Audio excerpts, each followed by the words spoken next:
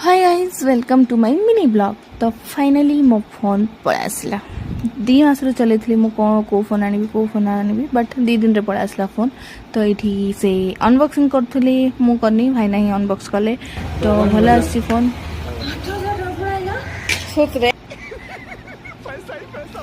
तो ये रिएक्शन जो देखिले सेटा हूँ भाईना भी यूट्यूब चैनल अच्छी तो ताकर फास्ट यूट्यूब पेमेंट आसला लास्ट मंथ रे सेटा मु कहली कि 8,000 टका पड़ा आसला कि बोली तापरे फोनटा समस्त भल लगिला केमती लगिला मते जणातु न जणातु फोनटा भल ही आसी।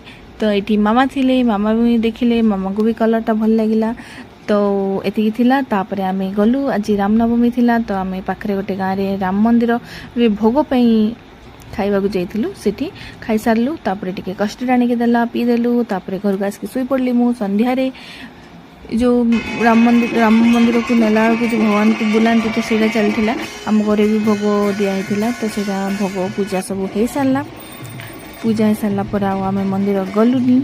तो राति घरे डिनर तीतिया रोटी करथिला आलू भजा करथिला तो खाई देलु पेटे ये टिके मु स्टाइल रे खाउथली तो सेटा टिके रेकॉर्ड करदेली आ कोन सेटी थिला। धन्यवाद।